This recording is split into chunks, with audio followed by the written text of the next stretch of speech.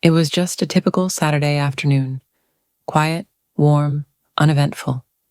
I was sitting on the couch, scrolling mindlessly through my phone, when my mother-in-law, Margaret, walked in. She looked tired, more than tired, actually. Her shoulders were hunched, her face drawn. She let out a soft sigh and sat down beside me. "Would you mind giving me a quick massage?" she asked casually, almost too casually. "It's been such a long week, and I can't seem to shake this tension in my shoulders." I blinked, caught off guard. We weren't particularly close, cordial, sure, but this was a bit unexpected. Still, I'd never been one to turn down someone in need, especially not family. There was something about the way she asked. Soft, calm, maybe even a little inviting. "Of course," I replied, setting my phone aside. She turned around slowly, her back to me. Her blouse dipped slightly at the neck, and I placed my hands gently on her shoulders. Her skin felt warm beneath my fingers, and I could feel the knots in her muscles right away. As I began working my thumbs in small circles, she let out a breath, a long, relieved sigh. Her body softened under my hands almost immediately, and I remember thinking how worn out she must have been to surrender like that so quickly.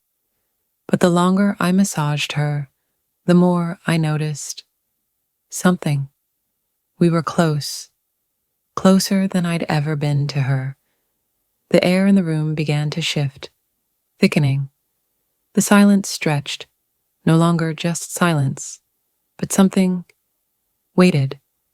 A strange awareness settled between us.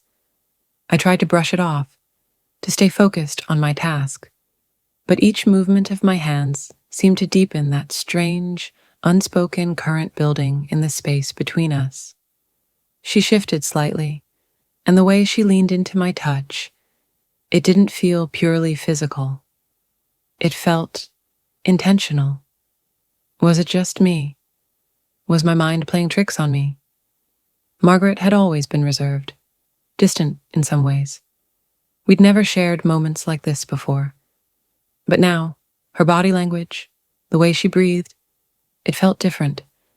Her breath was slower, deeper. Her shoulders rose and fell in a rhythm I couldn't ignore.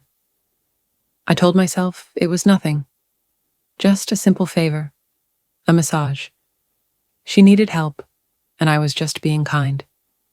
But then, I noticed the way her head tilted slightly toward my chest, her hair brushing my forearm. Her skin flushed faintly under my palms, and a chill ran down my spine. I swallowed hard and kept going, but my hands weren't steady anymore. I was suddenly hyper-aware of everything. Her, the closeness, the warmth, the silence. Every second stretched longer than the last. And then she said something that changed everything. "You're really good at this," she murmured, her voice barely above a whisper. The words hung in the air, heavier than they had any right to be. It wasn't what she said, it was how she said it, low, deliberate, like it meant more than it should. I felt my heart race. I didn't respond. I didn't know how. I just kept massaging her shoulders, hoping, praying that the moment would pass, that I was misinterpreting everything. But she leaned back again, ever so slightly, and her body brushed against mine. The contact sent a wave of confusion and something else through me. I froze. My hands hovered over her shoulders, unsure of where to go. My instincts screamed at me to step back, to stop, but something else held me there. Curiosity, maybe, or fear, or attention I didn't want to name. And then she whispered it. "Don't stop." Her voice was soft, but there was a firmness in it that felt layered. I hesitated, unsure if I should continue. Her face was now just inches from mine. I could feel the warmth of her breath on my skin. You're more than just good at this, she said next, her eyes locking onto mine, unblinking, intense. I opened my mouth to respond, to say something that would shatter the strange fog wrapping around us, but I couldn't find the words. Then, unexpectedly, she reached up, her fingers brushing lightly against my cheek. There's something I've been wanting to tell you, she whispered. Everything inside me froze. My pulse thundered in my ears. The room felt charged, electrified. Her hand lingered on my cheek, and I couldn't move. I didn't know what to say. I didn't know what was coming. Her voice softened even more. I've been meaning to tell you this for a while now. And just as I leaned forward, holding my breath, she smiled. You're such a good son-in-law, she said suddenly, her tone light, cheerful. Then she laughed, a soft, almost playful laugh, and pulled her hand away. My stomach dropped. The tension evaporated in an instant, replaced by a thick wave of confusion. What just happened? Was she joking? Was it all in my head? I stepped back, my face hot with embarrassment, my thoughts scrambling to make sense of the moment. She stretched, letting out a sigh, and leaned back casually, like nothing had happened. You do have a gift, she said with a wink. You've got a way of making people feel better.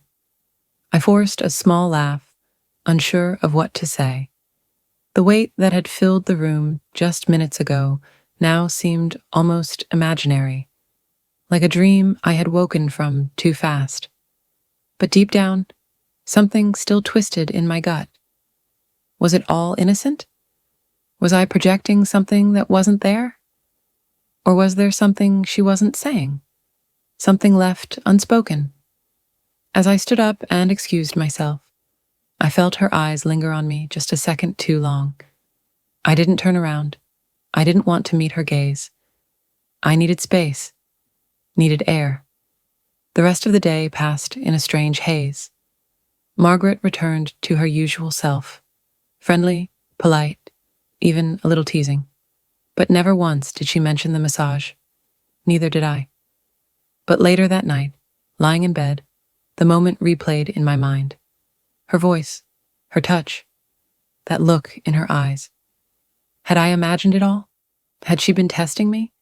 Or was it something she allowed just long enough to pull it back with a joke? I didn't have the answers. Even now, I'm not sure what that afternoon really was. A simple massage, or something more tangled than I wanted to believe. Whatever it was, one thing was certain. That moment changed something, and some part of me knows it's not over.